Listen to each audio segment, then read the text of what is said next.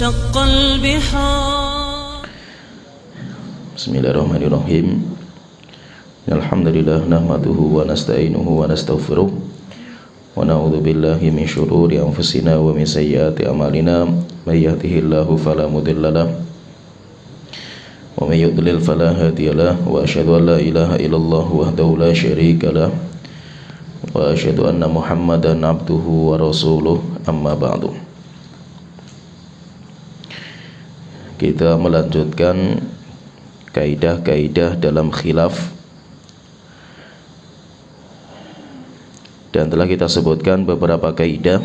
Kaidah yang pertama, khilaf atau perbedaan adalah sebuah tabiat dalam kehidupan manusia. Yang kedua, Allah memerintahkan untuk bersatu padu dan melarang dari perselisihan dan perpecahan dalam beragama. Yang ketiga, persatuan adalah nikmat terbesar yang Allah berikan kepada kaum muslimin. Yang keempat, perbedaan dalam perkara khilafiyah, yaitu masalah yang dibolehkan untuk berbeda, adalah merupakan keluasan dan rahmat yang Allah berikan kepada umat Islam ini. Sekarang kita masuk kaidah yang kelima. Perbedaan pendapat yang dibolehkan ini bukan termasuk perbedaan yang dilarang oleh Allah di dalam Al-Quran.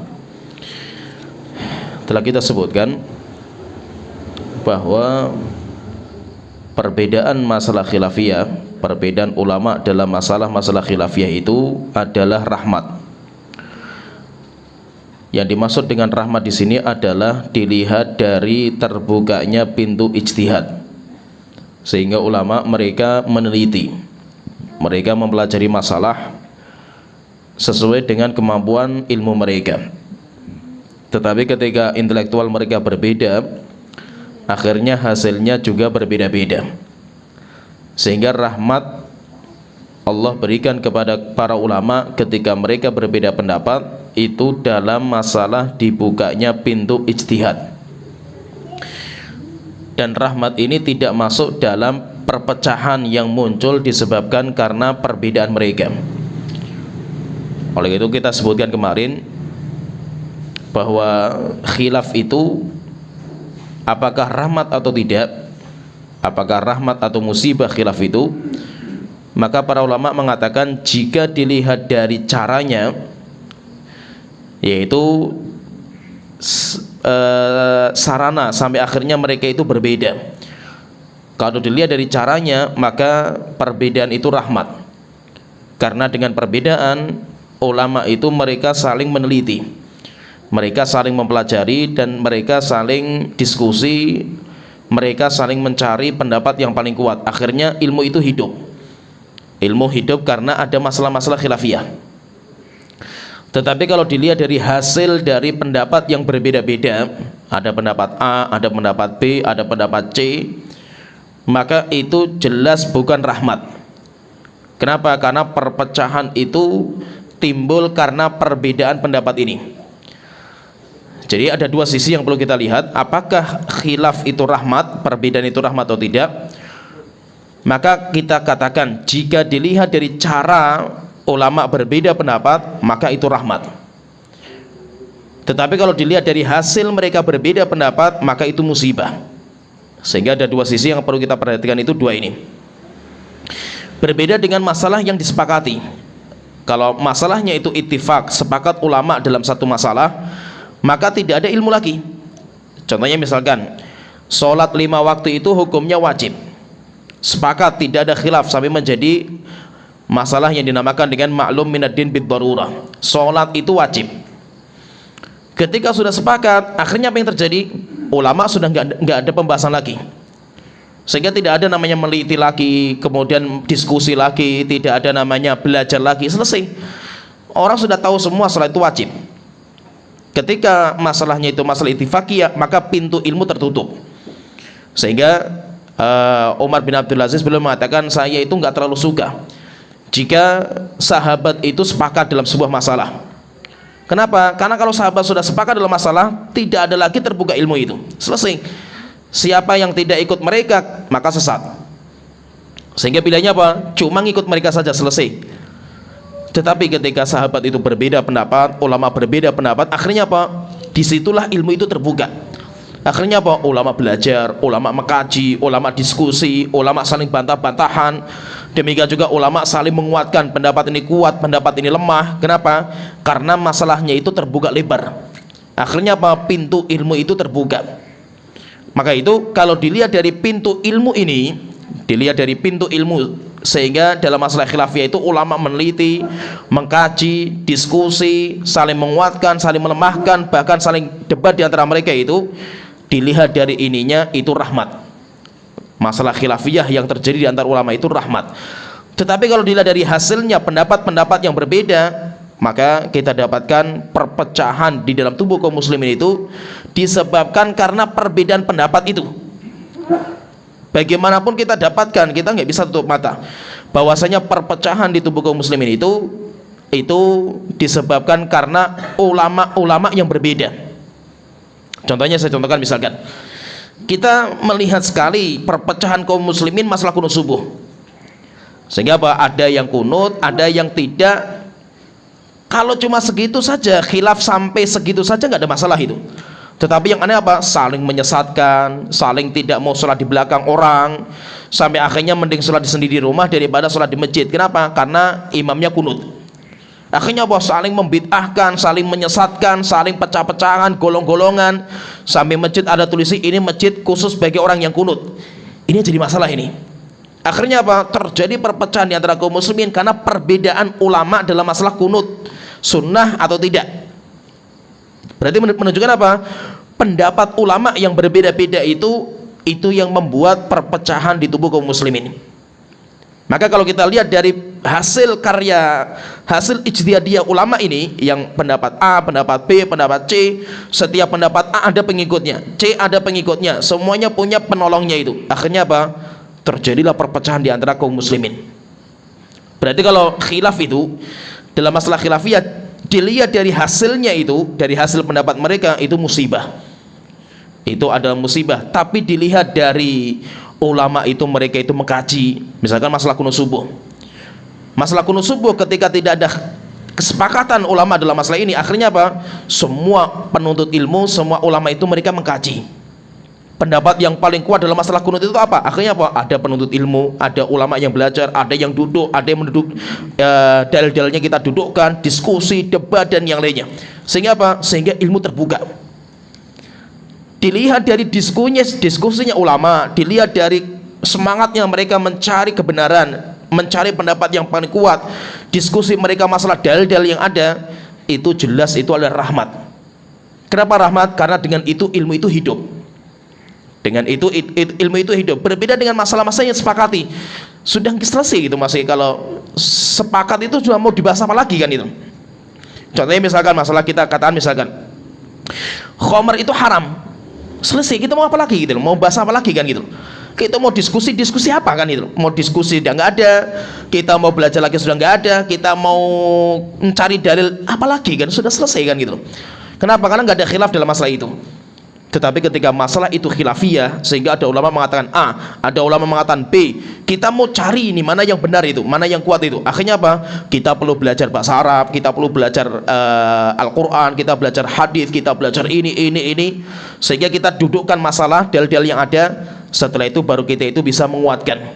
Maka dilihat dari pintu terbukanya ilmu, maka itu adalah rahmat. Sehingga intinya itu kalau kita ditanya misalkan khilaf yang terjadi di antara ulama itu rahmat atau bukan, maka kita katakan dari sisi mana kamu yang ditanyakan itu. Jika yang kamu tanyakan itu dari sisi terbukanya pintu ilmu, sehingga ulama saling diskusi, mereka saling belajar, mereka saling debat dan yang lainnya, maka itu rahmat. Karena dengan itu ilmu bisa hidup. Tetapi kalau kita lihat dari hasil pendapat-pendapat ulama kemudian masuk ke tubuh kaum muslimin yang awam, akhirnya mereka saling fanatik. Orang-orang awam ini saling gontok-gontokan, saling pecah-pecahan di antara mereka, maka itu jelas musibah, itu bukan rahmat. Sehingga apa? Sehingga kita katakan khilaf yang terjadi itu ada dua sisi yang kita lihat. Ketika kita katakan seperti ini, bukan berarti kita itu mensahkan hadis yang palsu, ikhtilafu ummati rahmah, perbedaan di kalangan umatku itu rahmat. Kita nggak mengatakan seperti itu. Hadis itu palsu ya palsu, tetapi kita dudukkan masalahnya, khilaf yang ada di antara umat Islam itu rahmat atau tidak, maka kita perlu dudukkan masalahnya itu. Setelah itu kita masuk ke kaidah yang kelima. Perbedaan pendapat yang dibolehkan itu masail khilafiyah, masalah-masalah di mana ulama itu mereka berbeda pendapat. Ini bukan termasuk perbedaan yang dilarang di dalam Al-Quran. Memang Allah itu melarang perbedaan. Allah melarang perbedaan. Allah telah berfirman, telah kita sebutkan ayatnya. Allah telah berfirman, wa'tasimu bihablillahi jami'an wala tafarraqu. Berpegang teguhlah kalian dengan tali agama Allah semuanya dan jangan bercerai-berai. Wadhkuru ni'matallahi alaikum idh kuntum a'daan. Ingat karunia Allah ketika kalian dulu itu bermusuhan. Fa'allafa baina qulubikum, setelah itu Allah menyatukan hati kalian. Fa'asbahtum bi ni'matihi ikhwana, dan setelah itu kalian menjadi saling bersaudara karena karunia Allah ini, persatuan ini. Wa kuntum ala syafa hufratin minan nari fa anqadzakum minha, dan dahulu kalian itu di jurang neraka jahanam, setelah itu Allah selamatkan kalian darinya. Kadzalika yubayyinullahu lakum ayatihi la'allakum tahtadun. Demikianlah Allah menjelaskan kepada kalian ayat-ayatnya supaya kalian mendapatkan petunjuk. Setelah itu Allah Ta'ala berfirman dalam surat Al-Imran itu ayat 105. Ini yang kita bahas nanti di sini. Wala takunu kalladzina tafarraqu. Kalian jangan menjadi orang-orang yang bercerai-berai. Waqtalafu, dan berselisih. Ikhtilaf berarti kalau kita perhatikan di sini berarti apa? Allah itu melarang dua. Pertama tafarruq, perpecah belahan. Yang kedua ikhtilaf, perbedaan. Berarti kalau kita baca ayat ini apa? Berarti perbedaan itu dilarang. Allah Ta'ala berfirman, wala takunu kalladzina tafarraqu. Kalian jangan menjadi orang-orang yang saling bercerai-berai. Wakhtalafu, dan orang-orang yang saling berselisih. Mimba dimaja ahumul bayyinat, setelah datang petunjuk yang nyata kepada kalian. Wa ulaika lahum azabun azim, dan mereka orang-orang yang bercerai-berai, orang-orang yang berselisih, mereka itu akan mendapatkan azab yang pedih. Berarti kita katakan memang Allah itu melarang perceraian dan perbedaan. Tapi kita katakan di sini kaidah yang kelima itu kita bahas perbedaan dalam masalah-masalah yang khilafiyah itu tidak masuk dalam larangan ayat ini. Berarti ketika Allah Ta'ala mengatakan wakhtalafu, dan kalian itu jangan menjadi orang-orang yang berselisih, bukan yang berselisih dalam masalah khilafiyah. Kenapa? Karena khilaf, selisih dalam masalah khilafiyah itu qadrat, sebuah tabiat yang akan terjadi, tidak bisa kita melepaskan dari itu. Saya katakan di sini, jika ada orang yang berkata, bagaimana mungkin perbedaan pendapat merupakan keluasan dan rahmat dari Allah, padahal Allah melarang dari perselisihan dan bercerai-beraian. Di mana? Dalam surat Al-Imran ayat 105. Saya bacakan dulu, nanti saya jelaskan. Maka kita katakan, kita jawab, Al-Imam Al-Jassas dalam kitab beliau Ahkamul Quran, nanti saya bacakan secara lengkap karena panjang ucapan beliau. Ketika menyebutkan tafsir ayat Al-Imran surat ayat 105 ini, beliau menjawab syubhat ini. Maka beliau berkata, beliau mengatakan, terkadang ada dua ulama yang berselisih berapa ukuran nafkah kepada istri. Ukuran nafkahnya itu berapa, ulama berselisih pendapat. Demikian juga ulama berbeda pendapat tentang ukuran denda. Dendanya itu berapa ukurannya itu. Demikian juga diat. Diat itu ya kayak denda, tebusan sebuah kriminal. Maka perselisihan ini tidak menyebabkan salah satu di antara keduanya mendapatkan celaan dan teguran yang keras. Inilah hukum masalah ijtihadiyah. Kalau seandainya perbedaan dalam ijtihadiyah seperti ini perkara yang tercela, maka niscaya para sahabat adalah orang yang paling banyak mendapatkan celaan. Karena kita mendapatkan mereka para sahabat itu saling berselisih dalam hukum warisan. Walaupun seperti ini, mereka tetap bersatu padu. Para sahabat masih bersatu padu, dan para sahabat masih membolehkan kepada saudaranya untuk menyelisih pendapatnya. Yaitu ketika ada orang lain beda dengan pendapatnya sahabat, maka mereka membolehkan, tidak mencela, tanpa celaan dan tanpa teguran yang keras. Maka dari itu Allah tidak melarang kita dengan firman-Nya, wala takunu kalladzina tafarraqu wakhtalafu. Janganlah kalian menjadi orang-orang yang bercerai-berai dan berbeda-beda, berselisih. Allah tidak memaksudkan dalam ayat ini untuk perselisihan seperti ini, yaitu perselisihan dalam masalah ijtihadiyah. Akan tetapi larangan dalam ayat ini ditujukan kepada salah satu dari dua kemungkinan. Jadi larangan bercerai-berai, larangan berselisih pendapat itu kata beliau mungkin dari satu dari dua kemungkinan itu. Yang pertama, orang yang menyelisihi nas yang jelas, nasnya sudah datang, ada orang yang menyelisihi, maka dia tercela. Yaitu kemudian yang pertama itu yang dilarang oleh Allah Ta'ala itu adalah orang yang menyelisihi nas-nas dalil, atau untuk perkara yang sudah tegak dalil secara akal atau wahyu. Jadi orang menyelisih dalil jelas nggak boleh, atau orang menyelisih sebuah masalah yang sudah jelas dalilnya itu juga tidak dibolehkan. Dan tidak ada kemungkinan kecuali cuma satu makna, yaitu satu dari dua makna ini. Di dalam ayat larangan tadi terdapat dalil yang menunjukkan bahwa yang dimaksud perbedaan dan perceraian yang dilarang itu adalah perbedaan dalam usul pokok agama, bukan furuknya, bukan cabangnya. Demikian juga lafaz perselisihan dalam ayat yang lain. Allah telah berfirman, dan ingatlah, wadhkuru nikmatullah alaikum, ingat karunia Allah yang Allah berikan kepada kalian ketika kalian dulu bercerai-berai, id kuntum a'daan, kalian dulu bermusuhan, fa'allafa baina qulubikum, setelah itu Allah menyatukan hati kalian. Yang dimaksud di sini adalah disatukan di atas Islam, bukan disatukan di dalam semua masalah pendapat.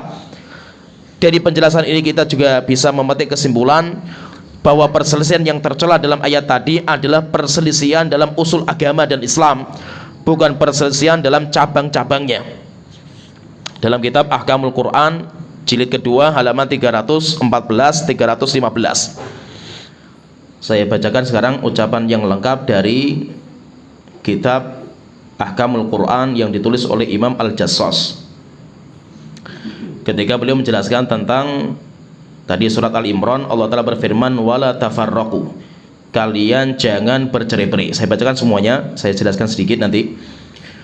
Beliau mengatakan, dan firman Allah Ta'ala, wala tafarraqu, kalian jangan bercerai-berai. Maknanya itu at-tafarruq an dinillahi ta'ala, berselisih dalam agama Allah Ta'ala, alladzi umiru jami'an biluzumihi, di mana semua kaum muslimin diperintahkan untuk memegang tali agama Allah ini. Sebagaimana Allah Ta'ala tadi berfirman, wa'tasimu bihablillahi jami'an, berpegang teguhlah kalian dengan tali agama Allah semuanya dan jangan bercerai-berai. Berarti apa? Tidak boleh bercerai-berai dalam memegang tali agama Allah Ta'ala. Maka semua kita diperintahkan untuk memegang tali agama Allah Ta'ala dan berkumpul di atas itu. Wa ruwiya nahwa dzalika an Abdullah bin Mas'ud, dan telah diriwayatkan tentang makna ayat ini, wala tafarraqu fi dinillah, jangan berselisih dalam memegang tali agama Allah Ta'ala. Mana ini kata beliau diriwayatkan dari Abdullah bin Mas'ud wa Qatadah, demikian juga dari Imam Qatadah. Wa qala Al-Hasan, dan berkata Hasan Al-Basri, wala tafarraqu an Rasulillah. Kalau Hasan Al-Basri beliau mengatakan wala tafarraqu, kalian jangan berselisih, jangan bercerai-berai an Rasulillah, terhadap Rasulullah SAW. Ini kalau ini pendapatnya Imam Hasan Al-Basri. Berarti di sini wala tafarraqu, kalian jangan bercerai-berai, itu ada dua penafsiran. Yang pertama, at-tafarruq an dinillah, berselisih dari agama Allah Ta'ala. Ini pendapatnya Abdullah bin Mas'ud, Imam Qatadah. Kemudian yang kedua, wala tafarraqu an Rasulillah, kalian jangan berselisih, bercerai-berai dari Rasulullah SAW. Ini pendapatnya Hasan Al-Basri. Wa qad yahtaju bihi fariqani minan nas. Setelah itu belum mengatakan, kata Imam Al-Jassas belum mengatakan, dan ayat ini wala tafarraqu, kalian jangan bercerai-berai, telah dipakai hujah oleh dua kelompok manusia. Ada dua kelompok manusia yang berdalil dengan ayat tadi untuk menetapkan sebuah kaidah mereka. Yang pertama kata beliau, ahaduhuma, yang pertama, nufatul qiyas wal ijtihad. Kelompok yang pertama adalah kelompok-kelompok yang menolak hukum qiyas. Ini sedikit saya jelaskan sedikit. Qiyas Qiyas itu apa? Qiyas itu boleh nggak? Apakah qiyas itu hujjah atau tidak? Kalau bagi mayoritas para ulama, dan itu sampai menjadi usul atau dalil yang disepakati oleh ahlu sunnah dalam menetapkan hukum, itu ada 4. Dalil yang kita pakai untuk menetapkan hukum itu ada 4: Al-Quran, hadis, ijma, kemudian qiyas. Dinamakan dengan usulut talaqi inda ahli sunnah. Pondasi ahlu sunnah dalam menetapkan hukum itu ada 4: Al-Quran, hadis, ijma, qiyas. Qiyas itu apa? Qiyas itu menyamakan sebuah cabang kepada sebuah asal dengan ilah yang sama, yaitu karena ada ilah yang sama, kemudian karena sama-sama hukumnya. Saya contohkan misalnya sedikit biar kita paham, karena ini pembahasan sebenarnya qiyas itu paling berat kalau kita bicara masalah fikih. Usul fikih itu masalah paling berat itu qiyas. Contohnya gini, saya tanya misalkan, apa hukum narkoba?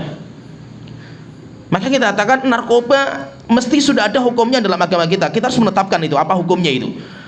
Pertanyaan, ketika ditanya hukum narkoba itu apa, kita cari hukumnya dalam Al-Quran, kita nggak dapat.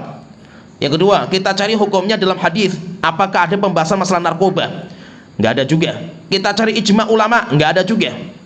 Maka kalau nggak ada tiga-tiganya, Quran nggak ada, hadis nggak ada, ijma nggak ada, maka ada hukum yang keempat. Dalil yang keempat, dalilnya apa? Qiyas. Apa itu qiyas? Ini perkara yang baru. Ini dinamakan dengan far', cabang, karena ini perkara baru. Kita samakan dengan sesuatu yang ada dalilnya. Yang ada dalilnya apa? Yaitu minum khamr. Kita katakan kalau minum khamr, syulbur khamr, khamr itu jelas Allah mengharamkan khamr. Khamr ada dalilnya dalam Al-Quran dan hadis. Khamr itu namanya asal, hukum asalnya khamr, karena itu yang dibahas oleh Allah dan Rasulullah SAW. Setelah itu, apakah bisa, pertanyaan di sini itu, kita samakan narkoba dengan khamr? Maka itu nanti qiyas yang bermain. Kita katakan ilahnya sama enggak? Ilahnya itu sebabnya. Alasan kenapa khamr itu diharamkan? Alasannya karena menghilangkan akal. Sekarang khamr, ketika khamr seperti ini, sekarang narkoba sama enggak? Apakah sama sebabnya itu, yaitu sama-sama menghilangkan akal?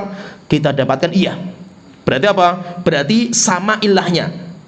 Khamr itu dia itu sifatnya menghilangkan akal sehingga diharamkan. Narkoba juga menghilangkan akal sehingga diharamkan.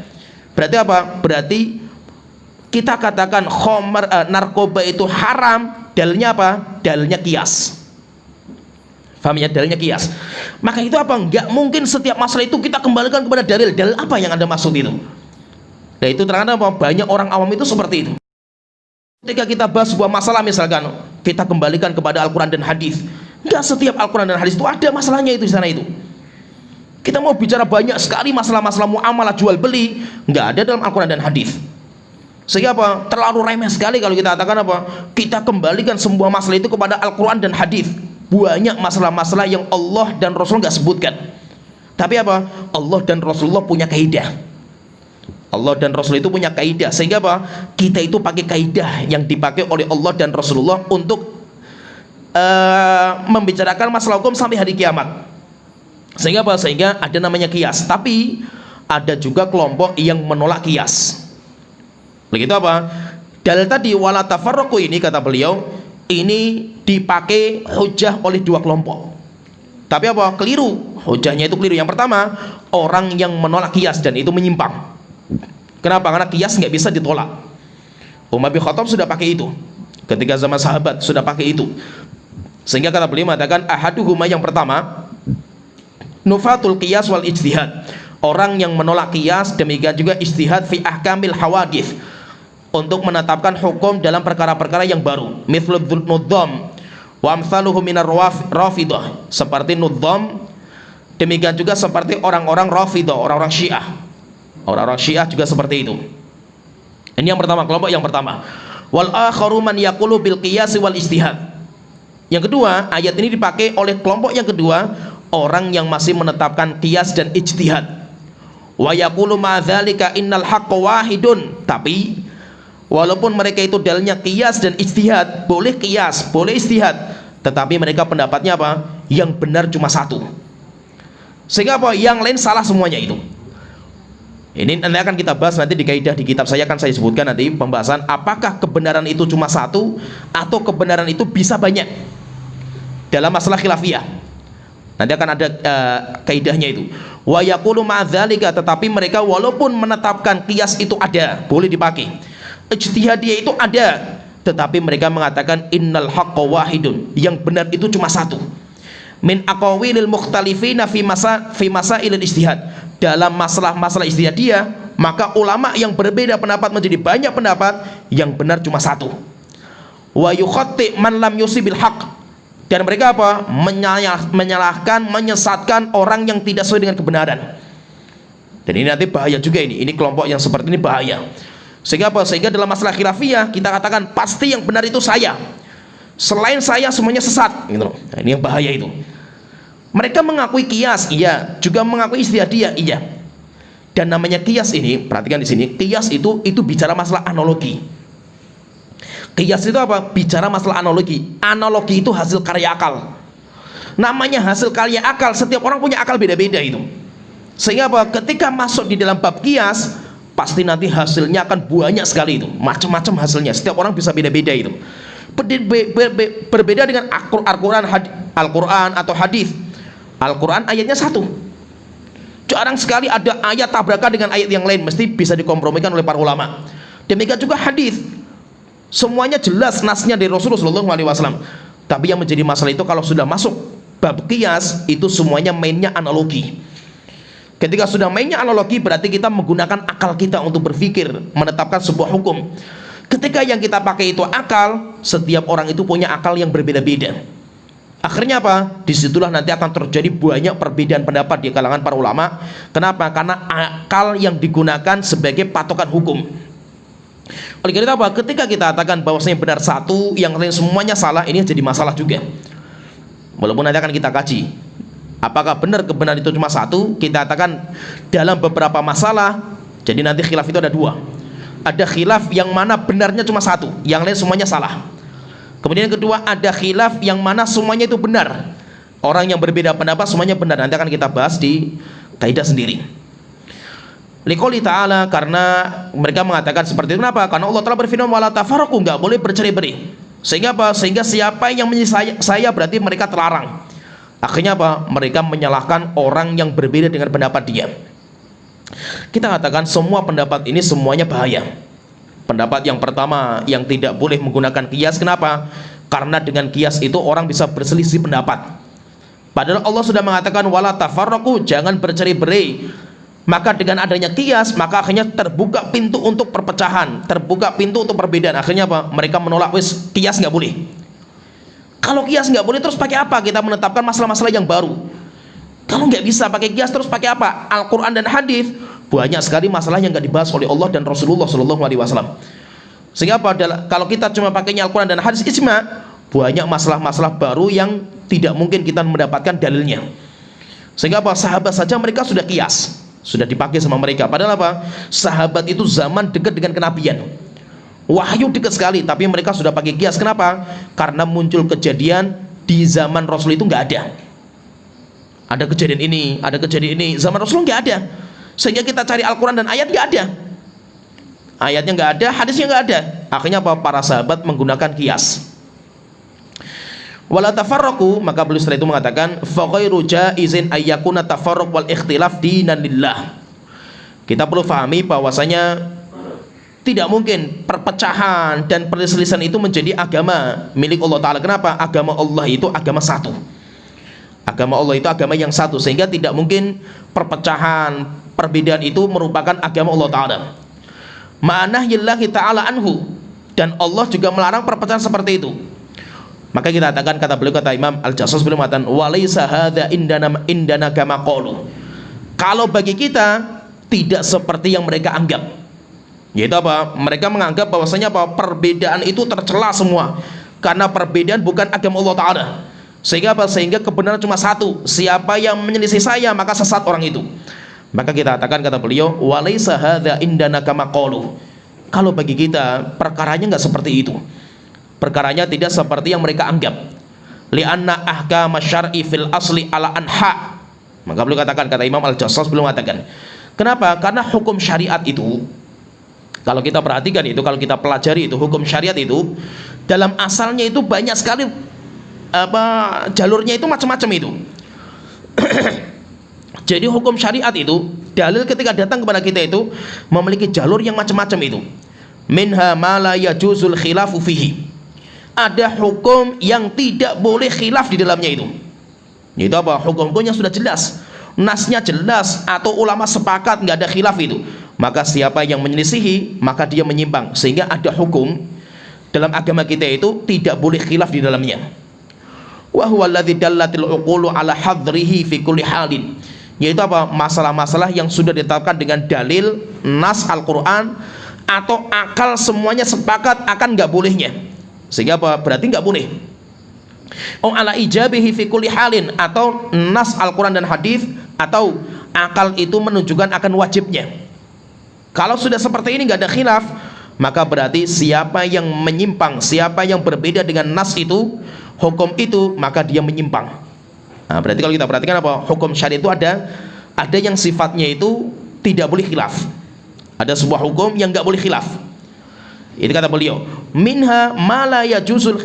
Kemudian beliau mengatakan, wa amma ma jaza ayyakuna taratan wajiban wa taratan mahdzuran wa taratan mubahan fa innal ikhtilafa fi dzalika sa'ighun.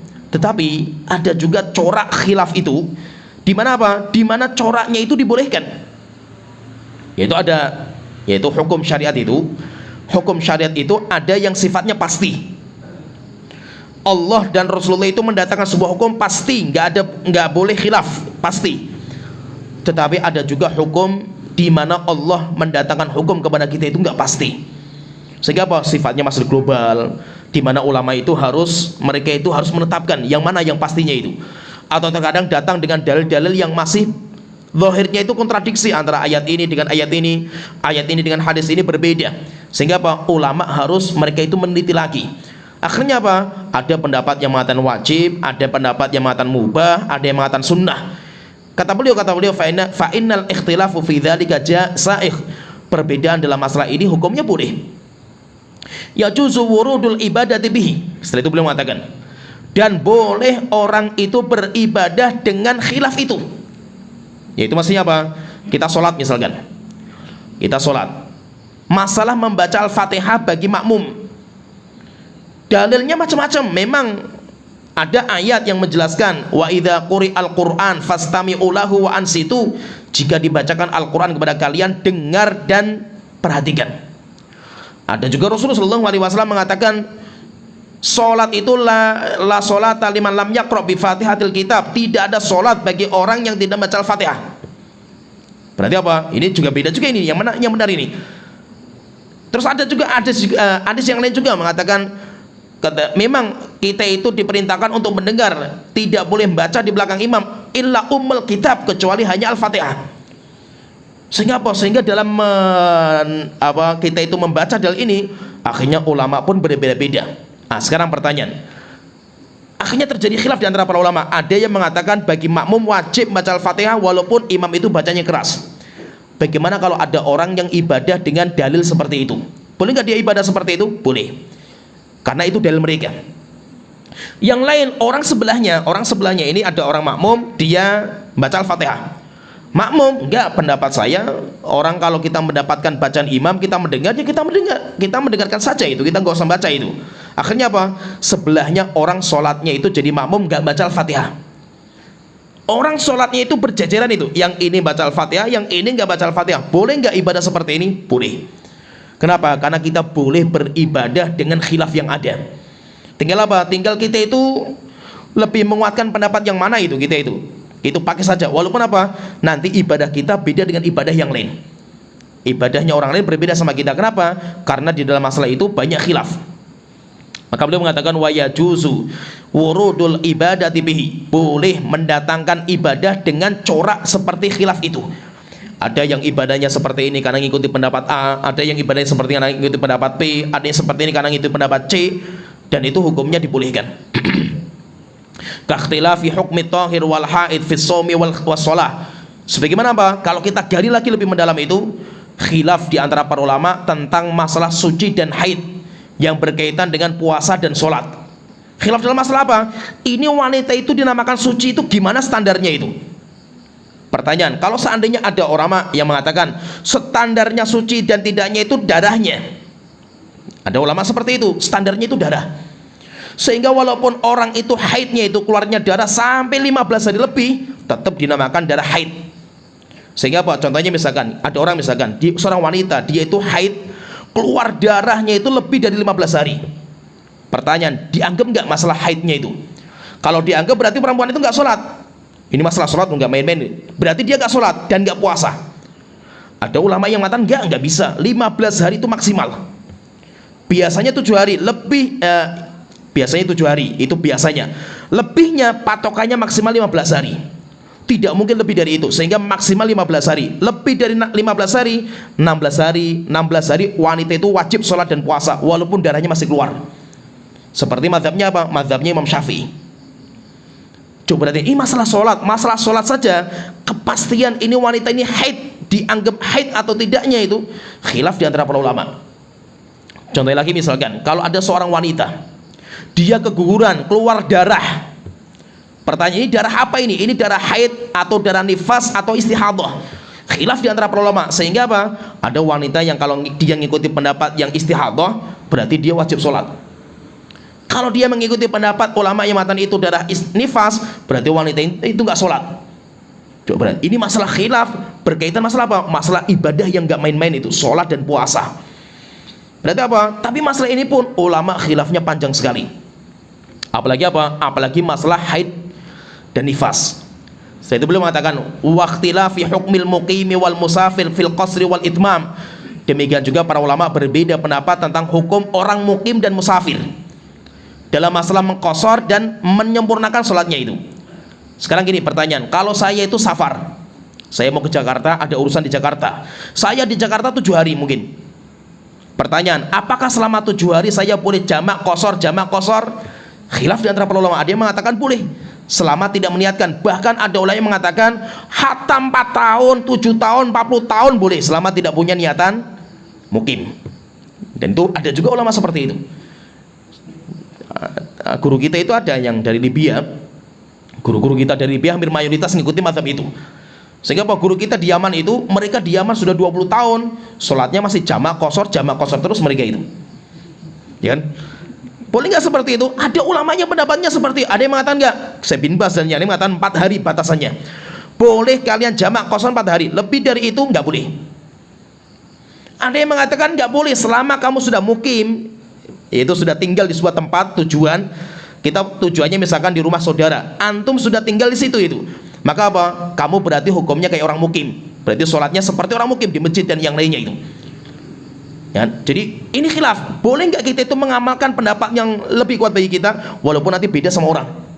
Maka beliau mengatakan nggak ada masalah. Dan beliau menyebutkan 2 masalah ini, masalah haid dan masalah safar itu. Kenapa? Karena kalau kita belajar fikih itu, nanti kalau antum belajar fikih kan paham itu. Kita belajar fikih itu, masalah yang paling banyak khilaf di antara para ulama itu 2 masalah. Sehingga nanti kalau kita belajar itu, khilaf yang paling kuat di antara para ulama itu 2. Yang pertama masalah haid nifas, yang kedua masalah safar. Kenapa kok khilafnya itu kuat sekali? Yang pertama, kalau haid nifas karena dalilnya sedikit dan masalah yang perlu dibahas itu banyak sekali. Dalilnya nggak banyak, masalah haid nifas itu nggak banyak hadisnya itu. Tapi masalah yang terjadi di kalangan wanita itu banyak sekali masalah haid dan nifas itu. Sehingga apa? Ulama harus istimbat. Ketika istimbat menggunakan analogi, khilafnya luar biasa dahsyatnya itu. Dalam mazhab Syafi'i seperti Imam Nawawi itu dalam kitab Majmu' Syarah Muhadzab, beliau itu membahas tentang masalah haid itu sampai 40 lebih lembar dalam kitab beliau itu. Dalilnya cuma beberapa biji saja dalilnya itu. Akhirnya apa? Banyak nanti kaidah umum, bikin kaidah seperti ini, bikin kaidah seperti ini. Ketika mereka bikin kaidah, akhirnya beda sama kaidah ulama yang lainnya.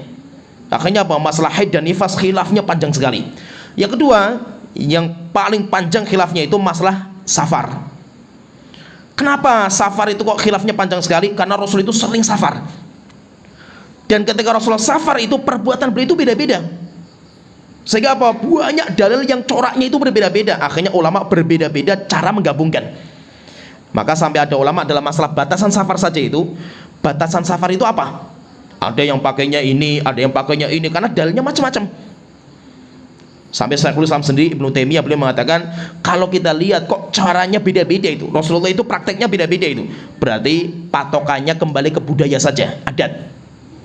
Berarti kalau kita menetapkan saya itu mau ke Semarang misalkan, antum itu dianggap safar atau tidak sih? Kembalikan kepada adat. Kampung kita, orang kampung kita ini kalau pergi ke Semarang itu dianggap safar atau enggak? Ya kan? Itu kalau saya Islam. Kenapa? Saking banyaknya dalil masalah ini. Jadi menunjukkan apa? Menunjukkan safar itu, karena Rasul itu kenapa? Sering safar, dan hukumnya Rasul itu prakteknya beda-beda. Akhirnya apa? Ulama berbeda pendapat. Setelah itu belum mengatakan Imam Al-Jassas belum mengatakan wa ma jara majra dzalika. Demikian juga masalah-masalah yang seperti ini, masalah-masalah yang lainnya banyak khilaf di antara para ulama. Terkadang khilafnya itu apa? Karena nggak ada dalil. Ini yang pertama, karena nggak ada dalil yang membahas masalah itu. Atau yang kedua, dalilnya banyak tapi zahirnya itu berbeda-beda. Saya contohkan misalkan masalah yang nggak ada dalilnya. Masalah sholat, bayangkan ini masalah sholat nggak ada dalilnya. Contohnya, kalau orang ketika i'tidal, ruku, sami Allahu liman hamidah, i'tidal, pertanyaan, tangannya di mana? Tangannya di mana? Rasulullah sholat. Para sahabat melihat sholatnya Rasulullah SAW. Bahkan Rasulullah pernah sholat di atas mimbar. Tapi yang anehnya itu tidak ada satu riwayat yang menjelaskan tentang letak tangan ketika i'tidal. Nggak ada. Akhirnya apa? Ulama tetap akan membahas, karena ini masalah juga yang perlu kita bahaskan itu. Sehingga apa? Sekarang bagaimana kita menetapkan hukumnya itu? Akhirnya apa? Ulama membuat kaidah umum. Kaidah umum bisa beda-beda itu. Syalbani mengatakan kaidahnya itu namanya tangan, hukum asalnya itu irsal. Irsal itu kalau tangan saya kayak gini, itu namanya irsal. Syalbani mengatakan hukum asal tangan itu irsal. Maka kalau nggak ada dalilnya, kita kembalikan kepada hukum asalnya. Asalnya apa? Irsal. Sehingga kalau saya i'tidal, sami Allahu liman hamidah, i'tidal ya tangan saya seperti ini. Ada yang mengatakan enggak, hukum asalnya itu qabd. Hukum asalnya itu apa? Tangan itu sedekap, bukan irsal. Nggak ada sholat itu irsal gitu, nggak ada. Jadi hukum asalnya itu Allah membagi hukum asal itu. Kalau berdiri, tangan di dada. Kalau ruku, di lutut. Kalau sujud, di tanah. Kalau dia itu duduk, di atas paha. Berarti sudah ada hukumnya masing-masing tempatnya itu. Nah sekarang pertanyaan, kalau kita i'tidal itu posisi apa? I'tidal posisinya apa? Posisinya berdiri, berarti tangannya qabd. Sehingga apa? Ada yang qabd itu ditaruh di atas dada, ada yang irsal. Kenapa khilaf? Karena semuanya nggak ada yang pakai dalil. Paham ya? Ketika nggak ada dalilnya, akhirnya terjadi khilaf. Contoh lagi, misalkan saya contohkan lagi masalah juga yang khilaf kuat juga itu. Boleh nggak menjama antara sholat Jumat dengan sholat asar? Kita musafir hari Jumat, pas waktu itu ada masjid, kita mampir sholat Jumat, kita safar itu, boleh nggak kita jamak dengan sholat asar? Sholat Jumat, bukan sholat duhur. Kalau duhur asar jelas, ini sholat Jumat itu. Ada yang mengatakan nggak boleh. Kenapa nggak boleh? Karena nggak ada dalilnya. Rasulullah nggak pernah mengamalkan. Ada yang mengatakan boleh, nggak ada masalah. Kenapa? Karena kan sholat Jumat itu kan cabang dari sholat duhur gitu. Sehingga mazhab Syafi'i mengatakan boleh. Akhirnya dibantah sama mereka, mana dalilnya? Imam Syafi'i tanya juga, antum yang mengatakan nggak boleh itu mana dalilnya juga gitu. Sama-sama nggak punya dalil, antum nggak punya dalil, kita nggak punya dalil. Kenapa? Karena Rasulullah tidak pernah sholat Jumat ketika safar. Ini kaidahnya itu. Kecuali kalau Rasulullah pernah sholat Jumat ketika safar, ayo kita lihat Rasulullah ngapain ini, dijamak dengan sholat asarnya enggak itu. Rasulullah nggak pernah sholat Jumat ketika safar, itu nggak pernah itu. Sehingga apa? Ketika antum mengatakan kita itu sholat Jumat, perlu kita itu istimbat kan gitu, karena Rasul nggak pernah mengamalkan itu kan gitu. Paham ya? Jadi yang mengatakan boleh sholat Jumat dikosor dengan dijamak dengan asar nggak pakai dalil, yang mengatakan nggak boleh, yang nggak ada dalilnya juga itu. Sama-sama nggak punya dalil, karena nggak ada masalah, nggak ada dalilnya masalah ini kan gitu. Gimana, paham ya? Tergambar ya? Jadi ada masalah di mana apa? Karena nggak ada dalilnya, akhirnya terjadi khilaf. Ada juga masalah terjadi khilaf, kenapa? Banyak sekali dalilnya itu macam-macam gitu. Sehingga apa? Sehingga terjadi khilaf. Memegang kemaluan. Rasulullah mengatakan, man massa minkum falyatawadda. Siapa yang megang kemaluan wajib wudu. Berarti apa? Megang kemaluan itu batal. Ada juga Rasulullah itu ditanya sama seorang sahabat, ya Rasulullah, saya itu terkadang gatal kemaluan itu, kemudian saya garuk. Ketika saya garuk terkadang megang kemaluan, batal nggak ya Rasulullah? Rasulullah mengatakan innama huwa bid'atun minka. Kemaluan kamu itu kayak hidung kamu itu, kayak kamu megang hidung, boleh nggak itu? Batal nggak? Nggak apa-apa kan itu. Lah, yang benar mana ini? Yang benar mana itu? Ada riwayat seperti ini. Akhirnya apa? Ada ulama yang ngambil satu, ada ulama yang ngambil kedua, ada yang gabungkan. Gabungkan pun beda-beda juga itu. Kalau mazhab Syafi'i mengatakan namanya megang itu dengan telapak. Orang yang megang itu dengan telapak, maka namanya massa. Man massa minkum falyatawaddo. Siapa yang megang kemaluan, mas itu namanya megang dengan telapak. Kalau megangnya tanpa dengan telapak nggak apa-apa. Itu. Ada juga ulama yang mengatakan, kalau Syekhul Islam mengatakan yang namanya megang kemaluan itu kayak megang hidung kalau nggak ada syahwat. Orang garuk kemaluan itu kan nggak ada syahwatnya kan itu. Sehingga kalau nggak ada syahwatnya kayak kita megang hidung itu. Tapi kalau orang megang dengan syahwatnya beda, nggak seperti megang hidung kan gitu. Nggak mungkin orang keluar syahwatnya megangnya hidung kan, nggak mungkin kan gitu. Berarti apa? Kata Rasulullah SAW itu, berarti siapa yang megang kemaluan karena syahwat batal, yang tidak syahwat nggak batal. Ada juga ulama yang mengatakan enggak, itu semuanya itu bagus, begini saja. Hukumnya sunnah berwudu, siapa saja yang megang kemaluan, tapi tidak membatalkan. Kenapa terjadi khilaf seperti ini? Karena ada dalil seakan-akan zahirnya itu kontradiksi. Akhirnya apa? Ulama mereka itu berbeda pendapat cara istinbatnya itu. Maka itu masalah-masalah seperti ini di mana ulama itu berbeda pendapat, maka boleh beribadah dengan corak-corak yang berbeda-beda. Sesuai dengan apa? Sesuai dengan pendapat yang lebih kuat bagi dia. Beliau mengatakan famin haitsu jaza wurudun nasi bi ikhtilafi ahkamin nasi. Maka ketika dalil datangnya enggak pasti, datangnya itu masih global, maka ibadah dengan itu pun enggak ada masalah. Akhirnya terjadi khilaf pun biasa. Fayakunu ba'duhum muta'abbidan bi khilafi ma ta'abbada bil akhar. Maka ada orang yang ibadah dia dengan beda dengan ibadahnya orang lain. Kenapa? Karena semuanya punya dalil masing-masing. Bagaimana kalau seperti ini hukumnya? Maka beliau mengatakan lam yamtani taswighul ijtihadi fi ma yuaddi ilal khilaf. Seperti ini hukumnya tidak ada masalah. Selama apa? Selama mereka itu punya dalil masing-masing. Setelah itu beliau mengatakan, kata Imam Al-Jassas dalam Ahkamul Quran, beliau mengatakan fama jaza mithluhu fin nas jaza fil ijtihad. Jika seandainya perbedaan nas saja boleh, yaitu maksud itu Allah mendatangkan nas itu pun terkadang beda-beda itu, atau nas yang enggak pasti tapi sifatnya global, jaza fil ijtihad, maka boleh juga berbeda dalam ijtihadiyah. Kenapa? Karena nasnya pun enggak pasti gitu loh, sehingga cara memahaminya pun pasti nanti nggak pasti itu. Setelah itu beliau mengatakan waqad yakhtaliful mujtahidani. Terkadang dua orang mujtahid, ada dua ulama semuanya alul ijtihad, mereka berbeda dalam fi nafaqati zaujat, kadar berapa nafkah yang wajib ditunaikan untuk istri. Berapa sih kadarnya itu? Kan kita itu wajib memberikan nafkah, seorang suami wajib memberikan nafkah itu. Pertanyaan, kadarnya berapa? Kadarnya pun nanti khilaf juga di antara ulama dalam menetapkan itu. Wa qayyimul mutlafat. Demikian juga dua ulama ini berbeda dalam qayyimul mutlafat, biaya ganti rugi terhadap barang yang dirusak. Contohnya saya merusak sesuatu, misalkan nabrak motor, misalnya motornya rusak, berapa ganti ruginya itu? Apakah semua diberikan baru atau dihitung atau yang lainnya? Khilaf juga di antara para ulama itu. Wa urusyu katsirin minal jinayat. Demikian juga masalah jinayat, denda jinayat. Jinayat misalkan apa? Saya mukul orang sampai sobek. Saya pukul sobek. Berapa biayanya itu? Dendanya berapa itu? Kecuali kalau patah jelas. Saya mukul tangan orang, tangannya patah. Satu tangan berarti 50 ekor unta. Pertanyaan, kalau nggak patah, berapa itu? Dendanya berapa itu? Akhirnya apa? Terjadi khilaf juga di antara para ulama itu. Fala yalhaqu wahidan minhum laumun wala ta'nif. Tetapi walaupun mereka berbeda dalam masalah-masalah ini, tidak ada satu di antara keduanya itu berhak mendapatkan celaan, demikian juga berhak mendapatkan hukuman. Wa hadza hukmu masail ijtihad, dan inilah hukum masalah-masalah khilafiyah. Yaitu masalah-masalah khilafiyah itu apa?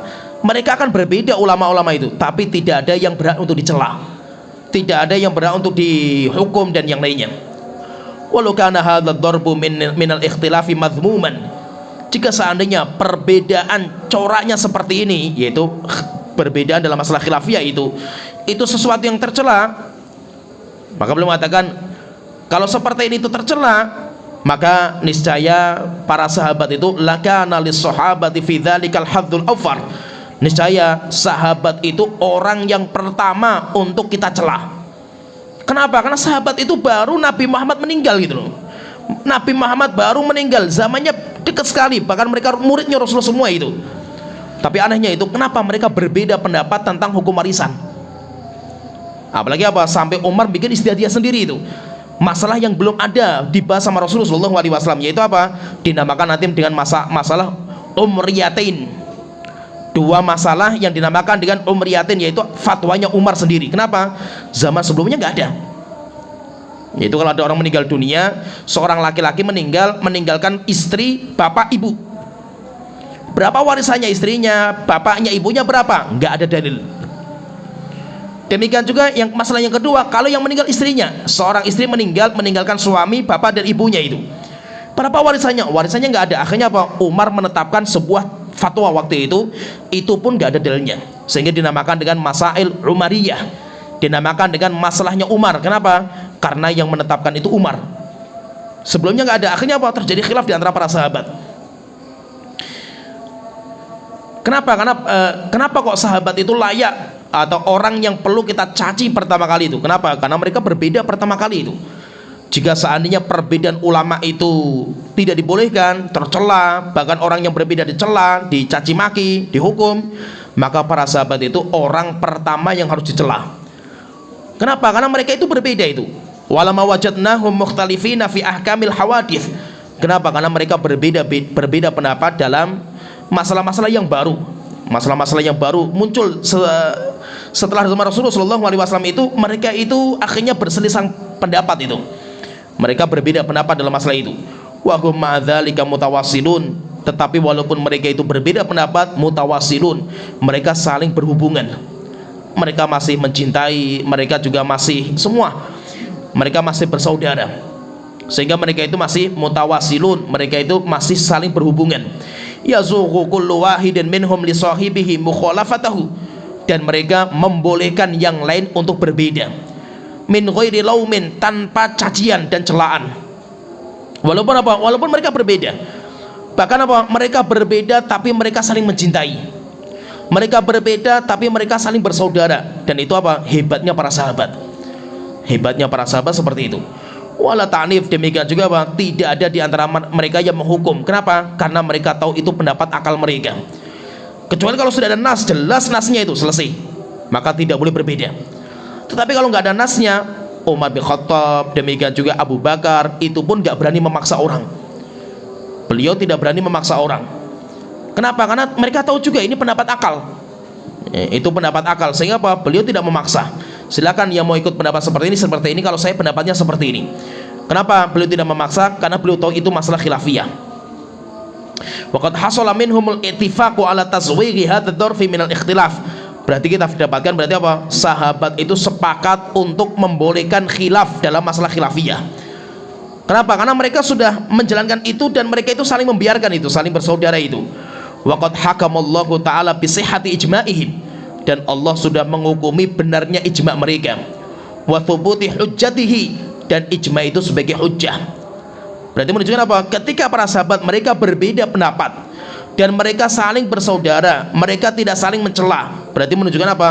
Khilaf dalam masalah khilafiyah itu ijma'nya sahabat untuk dibolehkan. Yaitu seakan-akan apa? Semua itu ijma', sahabat itu ijma' dalam masalah itu. Nah, berarti menunjukkan apa? Menunjukkan khilaf dalam masalah ijtihadiyah itu biasa. Yang jadi masalah itu apa? Khilaf dalam masalah ijtihadiyah dijadikan ajang untuk saling mencaci, ajang untuk saling bercerai-berai, untuk saling gontok-gontokan. Ini yang jadi masalah. Syekhul Islam itu, beliau punya surat, bagus sekali suratnya itu. Nanti mungkin saya sebutkan di sini. Ada penukilan saya di sini sedikit. Beliau itu pernah ditanya sama penduduk Bahrain. Kenapa? Karena ada seorang datang dari Bahrain cerita sama Syekhul Islam, menggambarkan bagaimana kondisi orang-orang Bahrain. Beliau mengatakan, wahai Syekhul Islam, di Bahrain ini ada dua ahlu sunnah, dua golongan, dan mereka sampai sudah ngangkat senjata mau perang mereka itu. Gara-gara apa? Mereka berbeda pendapat apakah Nabi Muhammad itu melihat wajah Allah atau tidak ketika Isra dan Mi'raj? Coba ya, masalah kayak gini saja itu sampai mau bunuh-bunuhan itu. Padahal apa? Ini masalah akidah, nggak main-main loh, masalah akidah kan itu. Akhirnya apa? Syekhul Islam menulis sebuah surat, Risalah ila Ahlil Bahrain. Suratnya Syekhul Islam kepada penduduk Bahrain. Maka beliau mengatakan, ini Ibnu Taimiyah, saya menyampaikan kepada Ahlil Bahrain masalah-masalah seperti. Akhirnya beliau mengatakan, saya melihat khilafnya kalian, apakah Nabi Muhammad itu melihat wajah Allah ketika Isra dan Mi'raj, itu sudah menjadi khilafnya sahabat. Sahabat berbeda pendapat juga masalah ini itu. Tetapi apa? Sahabat tidak saling mencaci, tidak saling mencela, tidak saling menghukum, tidak saling menghujat dan yang lainnya. Maka beliau mengatakan, maka perbedaan kalian ini perbedaan biasa. Apalagi kalau kita bahas masalah ilmiah itu biasa itu, ulama berbeda masalah ini itu. Maka jangan sampai perbedaan ini mengakibatkan saling perpecahan. Kenapa? Karena memang terkadang itu kita itu menjadikan setiap perbedaan itu sebagai ajang perpecahan. Kenapa? Karena karakter kita itu suka bercerai-berai, dan itu syaitan itu. Oleh itu para sahabat itu ketika mereka berbeda pendapat, mereka saling bersaudara. Mereka tidak mewajibkan setiap orang ikut pendapat mereka. Bahkan mereka melarang jangan. Imam Malik ketika bukunya Muwatta Imam Malik pengen dijadikan undang-undang negara, dan semuanya harus berundang-undang dengan hukumnya beliau, maka beliau mengatakan, wahai khalifah, jangan. Kenapa? Karena manusia punya ilmu sendiri-sendiri itu. Mereka punya pendapat beda-beda itu. Dari dulu mereka sudah seperti itu. Dan memaksa mereka untuk mengikuti pendapat satu itu berat. Dan saya pun tidak mau seperti itu. Maka tolong wahai khalifah, jangan dijadikan buku saya sebagai undang-undang negara. Biarkan manusia itu berjalan sesuai dengan ilmu yang sampai kepada mereka, mazhab yang sampai kepada mereka. Tidak bisa saling memaksa. Maka itu apa? Ulama kita nggak pernah memaksa untuk mengikuti pendapat mereka. Kemudian beliau mengatakan, kata beliau, fasabata bidzalika, maka itu kita tetapkan, annallaha lam yanhana biqouli wala tafarraqu. Allah itu tidak melarang kita ketika Allah mengatakan wala tafarraqu, jangan bercerai-berai, an hadzal darbi minal ikhtilaf, melarang dari perbedaan yang modelnya seperti ini. Allah ketika mengatakan kalian jangan bercerai-berai, kalian jangan berbeda pendapat, bukan perbedaan pendapat dalam masalah-masalah khilafiyah. Kenapa? Itu sudah terjadi sama sahabat gitu loh. Sehingga Allah tidak melarang kita untuk seperti itu. Wa annan nahya munsharifun ila ahadi wajhain. Tetapi larangan Allah untuk berbeda, larangan Allah untuk bercerai-berai mungkin satu dari dua. Yang kata beliau itu, imma fin nusus, yang pertama berbeda dalam dalil. Yaitu apa? Kita itu ada dalil jelas, kemudian kita itu berbeda dengannya itu. Au fi ma qad uqima alaihi dalilun aqli au sam'i, atau sebuah masalah yang sudah datang dalilnya. La yuhtamalu illa ma'nan wahid, yang mana dalilnya itu nggak ada makna kecuali satu. Kemudian apa? Kita menyelisihinya, maka seperti itu kita tercela. Wa fi fahwal ayati ma yadullu ala annal murad huwal ikhtilaf wa tafarruq fi usuluddin. Dan kalau kita baca lagi ayat itu, wala tafarraqu, jelas sekali kata beliau mengatakan, menunjukkan bahwasanya larangan kita itu berselisih, bercerai-berai itu dalam usul din, dalam pondasi agama. Pondasi agama, pondasi itu apa? Masalah-masalah yang disepakati oleh para ulama. Masalah yang ulama sepakat, maka siapa yang menyelisih maka dia menyimpang. Sehingga Allah tidak membolehkan berbeda dalam usuluddin, masalah pondasi agama. La fi furu'ihi, bukan dalam masalah cabang-cabangnya. Jadi ada agama kita itu ada usul, ada furu'. Usul itu bukan akidah, bukan. Furu' itu bukan fikih juga, bukan. Tetapi usul itu perkara yang menjadi pondasi dalam agama Islam. Yaitu apa? Sesuatu yang tidak boleh bercerai-berai, sesuatu yang ulama semuanya sepakat akan satu perkara, baik masalah fikih, demikian juga masalah akidah. Kalau yang furu' itu cabangnya, di mana pintu ijtihad terbuka, sehingga apa? Terjadilah khilaf di antara mereka. Bisa juga furu' itu dalam masalah fikih, demikian juga furu' dalam masalah akidah. Contohnya misalkan ini, saya contohkan beberapa contoh misalkan. Contohnya misalkan masalah azab kubur dan nikmat kubur. Apa hukumnya? Hukumnya usul. Tidak ada khilaf dalam masalah ini, sehingga apa? Ulama sepakat Ahlussunnah wal Jamaah bahwasanya orang yang masuk kubur itu entah mereka akan diazab atau mereka itu nanti akan mendapatkan kenikmatan. Sepakat. Tapi cabang dari itu, pertanyaan misalkan, yang diazab itu jasadnya atau ruhnya? Khilaf di antara para ulama, ada 3 pendapat. Contoh lagi, kita nanti akan ditanya, iya, yang ditanya itu siapa? Apakah semuanya ditanya? Nabi ditanya enggak? Bayi yang meninggal ditanya enggak? Pertanyaan lagi, orang kafir ditanya enggak? Khilaf di antara para ulama. Contoh lagi, misalnya saya contohkan masalah fikih misalkan. Sholat fardu itu wajib, enggak ada khilaf. Pertanyaan, terus bagaimana tata cara sholatnya itu? Khilaf di antara para ulama. Kenapa? Cabangnya. Sehingga apa? Ada masalah di mana itu pokok, enggak boleh khilaf. Ada juga masalah yang menjadi perbedaan. Kenapa? Karena cabang dari itu. Oleh karena itu apa? Yang dilarang oleh Allah untuk berselisih pendapat itu berselisih dalam usuluddin. Wa ma yajuzu wurudul ibadati bil ikhtilafi fihi, dan tidak boleh kita beribadah dengan ibadah yang berbeda-beda dalam usulnya. Kalau usulnya nggak boleh, satu ya satu itu. Usul ibadah, contohnya misalkan usul ibadah sholat itu apa? Kalau sholat itu usulnya itu apa? Usulnya itu ya berdiri, ruku, i'tidal, sujud, duduk. Ini usulnya. Maka Rasulullah SAW mengatakan kepada makmum itu, idza kabbara fakabbiru. Kalau makmum takbir, ikuti takbirnya. Enggak boleh kita berbeda. Kenapa? Itu usulnya. Wa idza raka'a farka'u. Kalau imamnya ruku, ya ruku. Itu usul sholatnya itu.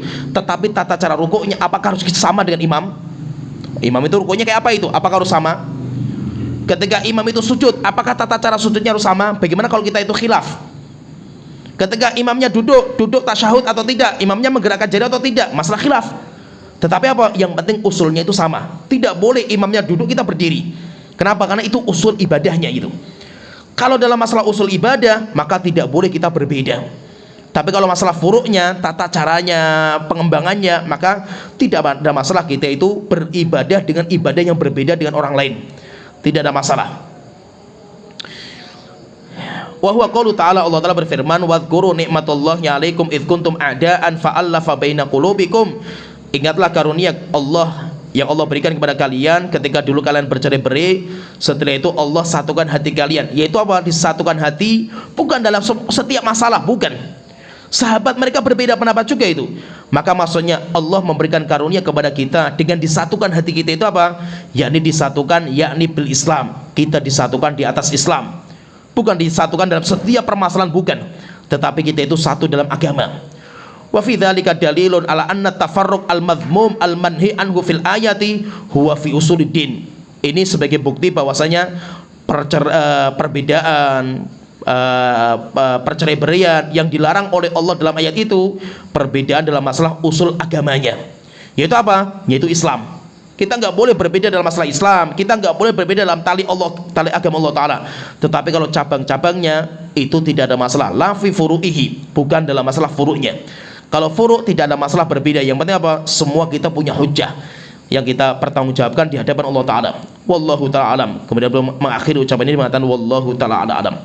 Jadi intinya di sini kita ringkaskan bahwa intinya Allah itu melarang dari perbedaan. Iya. Wala takunu kalladzina tafarraqu wakhtalafu. Kalian jangan menjadi orang-orang yang bercerai-berai dan berbeda setelah datang kepada mereka petunjuk dan mereka mendapatkan azab nanti orang seperti itu. Memang Allah melarang perceraian, bahkan orang yang bercerai, orang yang berselisih akan diazab oleh Allah Ta'ala. Tetapi yang dimaksud dengan larangan ini larangan dalam usul agama, bukan larangan berbeda pendapat dalam masalah furu' agamanya. Kenapa? Karena sahabat mereka berbeda pendapat. Sahabat mereka berbeda pendapat, sehingga kalau seandainya sahabat berbeda boleh, apalagi umat setelahnya. Umat setelahnya lebih berbeda lagi itu. Dan ulama mereka ketika berbeda pendapat, mereka tidak pernah memaksa dan mewajibkan orang untuk mengikuti pendapat mereka. Semuanya membolehkan, silahkan ngikuti pendapat saya boleh, ngikuti pendapat yang lain boleh juga itu. Tidak ada orang yang bisa diambil totalitas pendapatnya kecuali Rasulullah SAW. Sehingga ulama-ulama kita nggak ada yang memaksa. Boleh, silakan mau ngikuti mazhab Syafi'i boleh, ngikuti mazhab yang lain boleh. Yang penting apa? Kita punya pertanggungjawaban nanti di hadapan Allah Ta'ala terhadap apa yang kita pilih. Sampai di sini pembahasan kita. Nanti insyaallah kita lanjut lagi kaidah yang berikutnya. Wa akhiru da'wana alhamdulillahirabbil alamin. Sallallahu alaihi Muhammad wa ala alihi washabihi ajmain.